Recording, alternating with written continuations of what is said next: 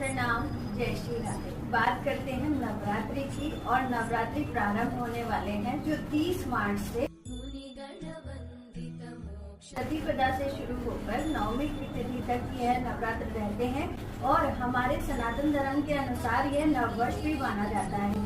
अब हम आपको बताते हैं कि नारियल की स्थापना कैसे करते हैं। जैसे ही चैत्र नवरात्र प्रारंभ होंगे तो प्रातःकाल आप नारियल की स्थापना करिएगा, लेकिन नारियल किस दिशा में सही तरीके से रखा जाए यह आज आपको मैं बताने वाली हूँ।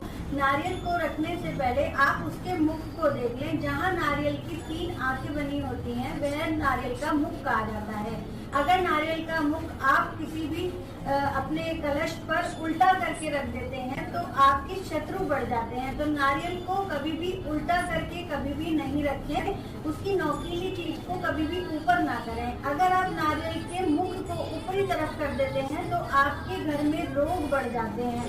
अब नारियल को किस दिशा में रखना चाहिए। दिशा की बात करें तो नारियल को पूर्व दिशा में भी नहीं रखना चाहिए, वहाँ पर भी आपको धन हानि होती है। जहाँ साधक खड़ा होकर या बैठकर पूजन करता है उसका मुख अपनी तरफ रखना चाहिए, यानी कि नारियल को कलश के ऊपर लिटा कर रखना चाहिए और उसका जो 3 मुख वाला क्षेत्र होता है जहाँ से वह काटा जाता है उसे अपनी तरफ करिए, यानी कि साधक की तरफ करिए। आप किसी भी दिशा में बैठे हों लेकिन उसका मुख आपकी तरफ होना चाहिए तो आपको शुभ परिणाम मिलते हैं और नारियल रखने का सही तरीका यही होता है।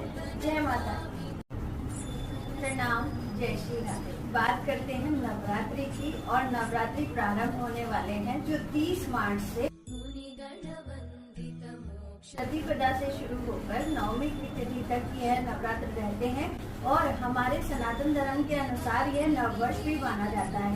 अब हम आपको बताते हैं कि नारियल की स्थापना कैसे करते हैं। जैसे ही चैत्र नवरात्र प्रारंभ होंगे तो प्रातःकाल आप नारियल की स्थापना करिएगा, लेकिन नारियल किस दिशा में सही तरीके से रखा जाए यह आज आपको मैं बताने वाली हूँ।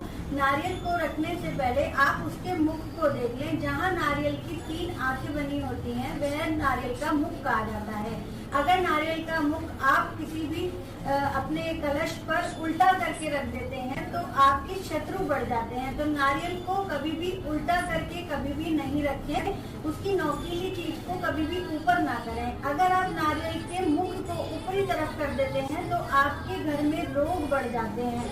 अब नारियल को किस दिशा में रखना चाहिए। दिशा की बात करें तो नारियल को पूर्व दिशा में भी नहीं रखना चाहिए, वहाँ पर भी आपको धन हानि होती है। जहाँ साधक खड़ा होकर या बैठकर पूजन करता है उसका मुख अपनी तरफ रखना चाहिए, यानी कि नारियल को कलश के ऊपर लिटा कर रखना चाहिए और उसका जो 3 मुख वाला क्षेत्र होता है जहाँ से वह काटा जाता है उसे अपनी तरफ करिए, यानी कि साधक की तरफ करिए। आप किसी भी दिशा में बैठे हों लेकिन उसका मुख आपकी तरफ होना चाहिए तो आपको शुभ परिणाम मिलते हैं और नारियल रखने का सही तरीका यही होता है। जय माता।